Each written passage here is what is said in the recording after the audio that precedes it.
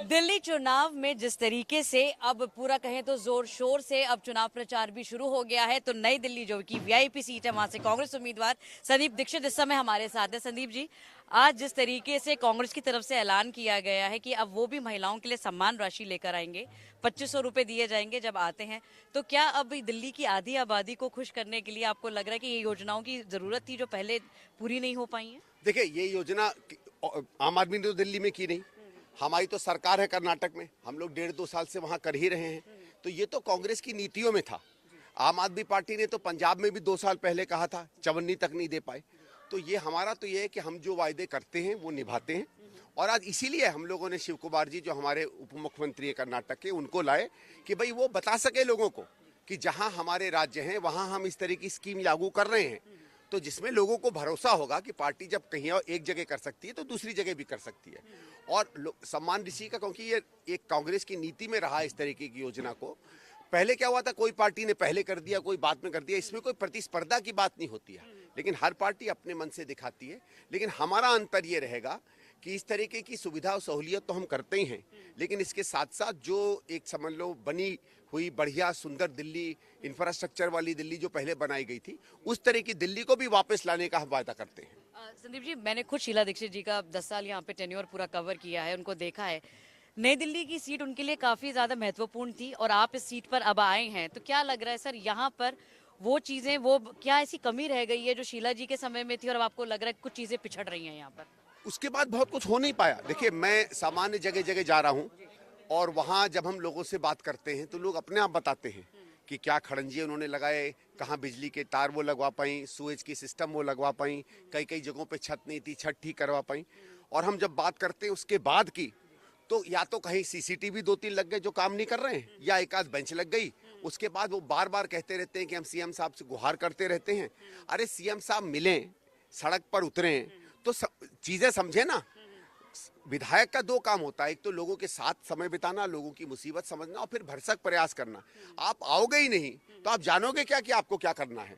तो लोगों के मन में तो एक चीज है कि उनके पास 10 साल कोई विधायक नहीं रहा, अब वो सही में एक विधायक चुनना चाहते हैं। और सर, जिस तरीके से अब नई दिल्ली की सीट की अगर हम बात करें, यहाँ पर हमने देखा है कि कई सारे समुदाय हैं, कईयों को खुश करने के लिए खुद अरविंद केजरीवाल, वाल्मीकि कई बारी बस्तियां भी जाते हैं, वो सब रहे हैं और उनके लिए ऐलान भी कुछ करते रहते हैं। तो यहाँ पर आपको लग रहा है सर, कोई ऐसा वर्ग है जो अभी भी अनटच्ड रहा है, जिनके लिए काम नहीं हो पाया है? नहीं, आप आई देख लीजिए, जो हमारा वाल्मीकि वर्ग माना जाता है, जो एनडीएमसी में काम करता है। देखिए, कुछ लोग थे जिसमें काम करते थे। सबसे बड़ी इनकी जो जरूरतें होती थी कि एनडीएमसी में जो मास्टर रोल काम आता था, उससे जिंदगी चलती थी। आप अगर 1998 से 13 की दिल्ली बात करें तो शीला जी के यहाँ अपार भीड़ लगी रहती थी, बस्तर लोगों को मिलते थे। शायद ही यहाँ अगर आप घूमेंगे, मैं कहता हूँ हमारे साथ ना घूमें, लोगों से पता करें कि उस समय कितने परिवारों को काम मिला और 10 साल में कितने परिवारों को काम मिला। एनडीएमसी ने मास्टर रोल बंद करा दिया। आपने 2014 आपने एक बार देखा कि मुख्यमंत्री जी ने धरना दिया हो?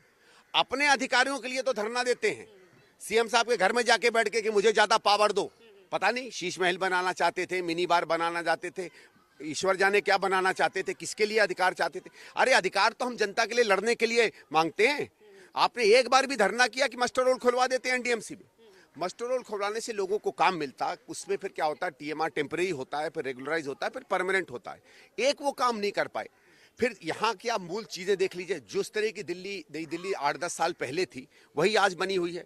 हर चीज में बहाना देना कि एनडीएमसी नहीं कर रही है और नहीं कर रही, तो फिर आप किस काम के हो भाई?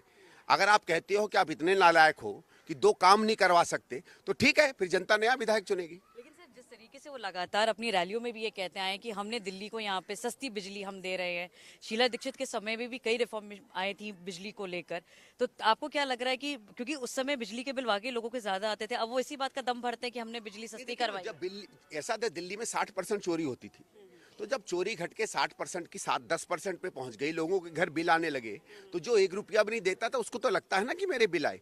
लेकिन तब हमने ऐसा सिस्टम किया, और आपको मैं कहूंगा कि आप दिल्ली पावर की वेबसाइट पे जाओ, उसमें लिखा है 2017-18 में कि पिछले 10 साल में 7-8 से लेके जब रिफॉर्म आए, दिल्ली सरकार ने 30,000 करोड़ रुपया बचाया है, यानी 3,000 करोड़ रुपया सालाना।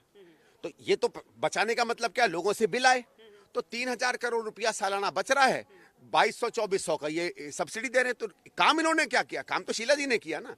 पैसा जब सरकार का बचा तब आप सब्सिडी दे पाते हो। लेकिन क्या होता है, जब आप नई चीज करते हो, नया काम करते हो, तो शुरू में आप सब्सिडी नहीं दे सकते। भाई अगर मैं शुरू में कमाने लगूं और करने लगूं, पहले दिन मैं घर बना लूं, पहले दिन ही मैं गाड़ी खरीद लूं, तो घर कैसे चलेगा?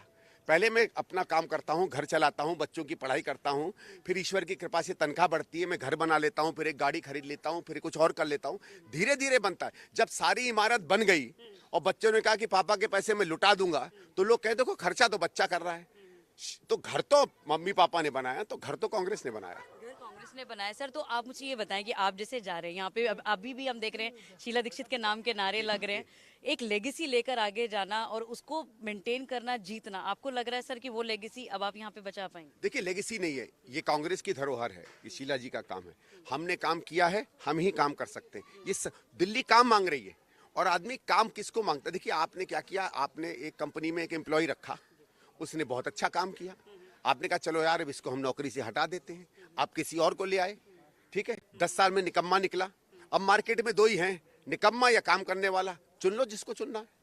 अब सर जिस तरीके से हम ये देख रहे हैं कि यहाँ पर जितनी भी अब तमाम लोग हैं वो कहीं ना कहीं एक उनमें फाइट जो दिख रही है आम आदमी पार्टी, क्योंकि खुद मैं सर ग्राउंड जीरो पे जा रही हूँ, वो कह रहे हैं कि कांग्रेस की तरफ से ग्राउंड पे क्यों नहीं लोग ज्यादा आ पा रहे हैं, शीर्ष नेता क्यों नहीं आ पा रहे हैं। अब हम देख रहे हैं पीएम मोदी भी आए हैं, रैली कर रहे हैं, तो यहाँ पर सर शीर्ष नेतृत्व कहीं कमी नहीं दिख रही नहीं है? ऐसा नहीं है। आप देखिए ना, आप पिछले 1-1.5 साल से देखें, चाहे कुम्हारों के यहाँ जाना हो, चाहे ऑटो रिक्शा में जाना हो, टैक्सी में जाना हो, राहुल जी सब जगह गए।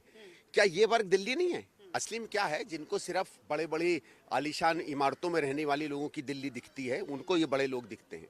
राहुल जी वहां गए हैं जहां कामगार दिल्ली का व्यक्ति रहता है। तो एक तरीके से हमारा माहौल तो उन्होंने खड़ा किया।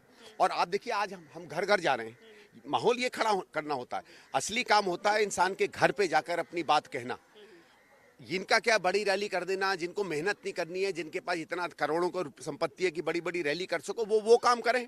हम तो जनता से कनेक्शन बना रहे हैं, जनता से कनेक्शन बनाएंगे, और जब हम अपना कनेक्शन बना लेंगे तब हमारा नेतृत्व आएगा और कील ठोकेगा कांग्रेस की। आपके साथ और प्रवेश वर्मा के साथ एक विरासत वाली बात है कि वो भी एक अपनी लेगेसी लेके चल रहे हैं और आप भी लेके चल रहे हैं। ऐसे में आपको क्या लग रहा है कि प्रवेश वर्मा, क्योंकि अब तो उन्होंने खुद महिलाओं को बुला के घर पे, जैसे उन्होंने 1100 रुपए दिए, कहा कि भाई हम आगे आएंगे, आगे भी और करेंगे, तो ये दोनों, ये जो विरासत की जो लड़ाई है, ये अब कहाँ तक जाती हुई दिख अब रही है? देखिए साहब, मेरे पास व्यक्तिगत पैसे बांटने को तो है नहीं, किसी के पास हो नहीं हो वो जाने। मैं कोई पर्सनल एम्प्लॉयमेंट नहीं दे रहा हूँ कि मैं 1100 रुपए बांटूं। मैं सरकार से सेवाएं दिलवाने का काम कर रहा हूँ। सरकार क्या दे सकती है क्या नहीं दे सकती उस पर वो करिए। कोई घर से क्या बांट सकता है? भाई राजे रजवाड़े बांटते हैं पैसे, आम आदमी थोड़ी पैसा बांट सकता है। तो कोई क्या बांट रहा है क्या नहीं बांट रहा वो जाने। मैं किसी व्यक्ति का विशेष किसी पर नहीं कंपेयर करूंगा। मैं तो ये कहूंगा 10 साल में सांसद रहा हूं, मैंने 10 साल में सांसदी में क्या किया है उसका पर्चा देख लीजिए। और किसी ने, विधायक जी ने क्या किया 10 साल केजरीवाल ने, वो अपना बता दे। प्रवेश जी ने जो भी कुछ किया होगा 10 साल अपने सांसदी में, उसका पर्चा कर ले, उसमें भी हम कंपेयर कर लेते हैं। वो जनता तय करेगी। मेरा किसी से वो नहीं है कि कम मैं किससे अच्छा हूं कि नहीं। मैं केवल ये कह सकता हूं कि अपनी क्षमता से मैं काम करूंगा। मेरे पीछे जो कांग्रेस की धरोहर है वो काम करवाती है। और अगर आपको लगे कि ये दोनों कॉम्बिनेशन अच्छे हैं तो चुने मुझे। और सर अगर हम बात करें दिल्ली की, खास तौर पर पोस्ट शीला अगर देखा जाए, एरा जो यहाँ पे रहा है, कहीं ना कहीं कांग्रेस के संगठन में भी देखने को मिला है कि जमीनी स्तर पर कांग्रेस का संगठन उतनी मजबूती से काम करता हुआ नहीं नजर आया। ब्लॉक लेवल जब सरकार नहीं होती है तो एक कमजोरी आ जाती है, लेकिन आज वो कमजोरी नहीं दिखे कि हम लोग जम के लड़ रहे हैं। तो सर आप कह रहे हैं कि जो स्टार प्रचारक हैं या राहुल गांधी है खुद आएंगे कैंपेनिंग के लिए? सब आएंगे। कौन कौन आएगा कब आएगा ये हमारी सीनियर लीडरशिप तय करेगी। Thank you. तो ये थे हमारे साथ संदीप दीक्षित, जो सीधे तौर पर ये कह रहे थे कि यहाँ पर नेतृत्व की जो उन्होंने कहा है कि यहाँ पर थोड़े समय जरूर लगेगा, लेकिन ये भी बात सही है कि बीजेपी अब जिस तरीके से चुनावी मैदान में उतर गई है, प्रधानमंत्री मोदी खुद आ गए हैं, ऐसे में अगर राहुल गांधी पीछे रहते हैं तो कांग्रेस के लिए एक जो कहे एक एक्स फैक्टर वाली बात है, उनको उससे जद्दोजहद जरूर करनी पड़ रही है। और उसी को पूरा कवर अप करने के लिए हम देख रहे हैं कि तमाम जितने कांग्रेस के उम्मीदवार हैं अब घर घर जाकर प्रचार प्रसार कर रहे हैं। ऐसी और रिपोर्ट जो है मैं आपके लिए लेकर आती रहूंगी। आप देखते रहिए इन खबर दिल्ली।